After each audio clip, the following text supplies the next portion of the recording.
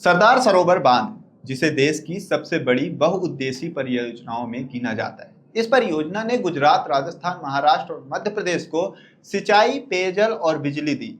लेकिन इसकी सबसे बड़ी कीमत मध्य प्रदेश ने चुकाई। हजारों हेक्टेयर जमीन डूबी, सैकड़ों गांव उजड़े और लाखों लोग प्रभावित हुए। अब करीब 3 दशक से लंबित वित्तीय विवाद पर चारों राज्यों ने समझौता कर लिया। लेकिन इस समझौते के बाद सबसे बड़ा सवाल यही है कि सबसे ज्यादा नुकसान उठाने वाला मध्य प्रदेश 7,669 करोड़ का दावा छोड़ आखिर गुजरात को 550 करोड़ रुपए अब क्यों देगा। सरदार सरोवर बांध नर्मदा नदी पर गुजरात के नवागांव में बनाया गया है। यह परियोजना नर्मदा जल विवाद न्यायाधिकरण यानी नर्मदा वाटर डिस्प्यूट ट्रिब्यूनल के 1979 के फैसले के आधार पर आगे बढ़ी।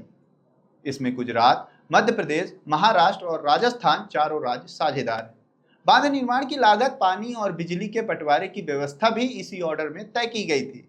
मध्य प्रदेश को इस परियोजना से सबसे अधिक बिजली का हिस्सा मिलता है, जबकि गुजरात को सिंचाई और पेयजल का सबसे बड़ा लाभ प्राप्त होता है। इस परियोजना का सबसे बड़ा डूब क्षेत्र मध्य प्रदेश में आया।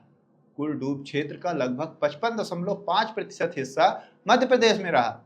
मध्य प्रदेश के 192 गांव प्रभावित हुए, हजारों परिवार का पुनर्वास करना पड़ा। खेती की उपजाऊ जमीन, वन भूमि और सरकारी राजस्व भूमि पानी में समा गई। निजी जमीन और मकानों का मुआवजा तो दिया गया, लेकिन सरकारी राजस्व भूमि, वन भूमि और अन्य परिसंपत्तियों के मूल्यांकन को लेकर विवाद वर्षों तक चलता रहा।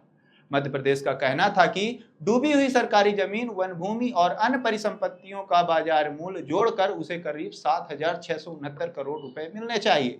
दूसरी ओर गुजरात इस दावे से सहमत नहीं था। उल्टा गुजरात डैम की बढ़ी हुई कीमत और समय को लेकर सैकड़ों करोड़ों रुपए की मांग पर अड़ा रहा।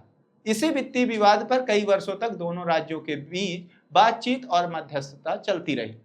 7 जुलाई 2026 को नई दिल्ली में केंद्रीय गृह मंत्री अमित शाह एवं केंद्रीय जल शक्ति मंत्री CR पाटिल और चारों राज्यों के मुख्यमंत्री की मौजूदगी में एक वन टाइम सेटलमेंट पर हस्ताक्षर हुए। इस समझौते के तहत वर्षों से लंबित भुगतान विवाद को समाप्त करने का फैसला लिया गया।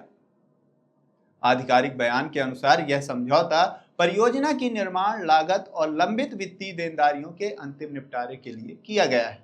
समझौते के तहत मध्य प्रदेश, महाराष्ट्र और राजस्थान को 550 करोड़ रुपए गुजरात को देने होंगे, यानी गुजरात को कुल 1650 करोड़ रुपए प्राप्त होंगे। यहीं से राजनीतिक बहस शुरू हो गई। सवाल उठ रहे हैं कि जिस मध्य प्रदेश ने सबसे ज्यादा डूब क्षेत्र, विस्थापन और पर्यावरणीय नुकसान झेला, उसका 7,669 करोड़ का दावा महज दावा रह गया। उल्टा मध्य प्रदेश को ही 550 करोड़ रुपए का भुगतान क्यों करना पड़ रहा है।